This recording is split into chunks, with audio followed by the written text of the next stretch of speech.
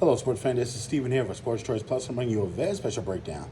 I'm going to be covering NFL Week 1, the Jacksonville Jaguars taking on the Indianapolis Colts. Before I get right into that, I want to make sure you're subscribed to the YouTube channel so you can get all the updates and all the breakdowns. Without further ado, let's get right into it. Looking at this NFL game, you have a lot of question marks. You're going to have a lot of question marks because Jonathan is not with the Colts right now. Looking at being their best running back, one of their best possible players that they have, you got to ask yourself, how much mustard will this offense have if your best running back is not available? That's one of your key pieces. Not only is Richardson down that, but his offensive line is not as healthy as it once was. So you got to think, going into the season, you have a couple of knick-knack injuries, but you also got to think, are the Colts going to be a better team without their best running back? So you just got to ask yourself, looking at the other side, you know, Trevor Lawrence, you got Eaton, you've got a new Calvin Ridley who's playing like his hair is on fire every single game. He's trying to prove stuff to people. He's trying to prove to the Atlanta Falcons and the rest of the NFL that they made a mistake by letting him go. He's playing motivated. So that really lets me think that this offense is going to take itself to another level. With the way that they play football in Jacksonville, there's going to be a sense of urgency at this point, I feel. Coming off of last year, they know what it's like to play lackadaisical. They know what it's like to slow start. So essentially, I expect the Jaguars to have a faster start.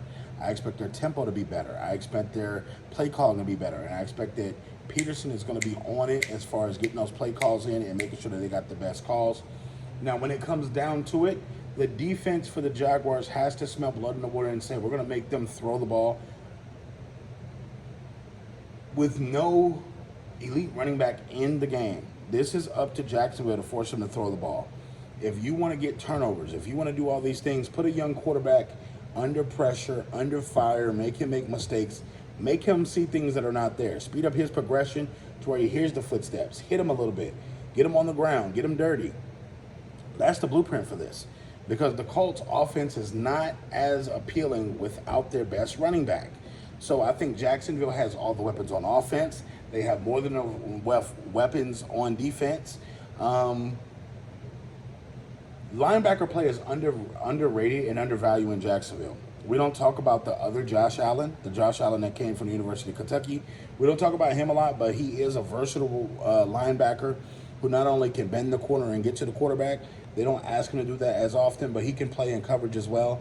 I like the ability that Jacksonville has on the defensive line to be able to switch and swap defensive linemen because they can do stunts. They can pull and do different things on the defensive side of the ball as well. It's just Trevor Lawrence. If Trevor Lawrence takes that next step, this Jaguars team is going to be hot cooking because they can slice through this AFC South with no problem. I think that this is their chance to make noise. This is their chance to make a statement, and beating your division rival in the Colts will be a good way to do it. They're creative offensively, and I like them to win this football game. So I'm picking the Jacksonville Jaguars to win this one. All you Colts fans, get in the comment section. Everybody get in the comment section. Definitely make sure you're favoring and subscribing to the YouTube channel.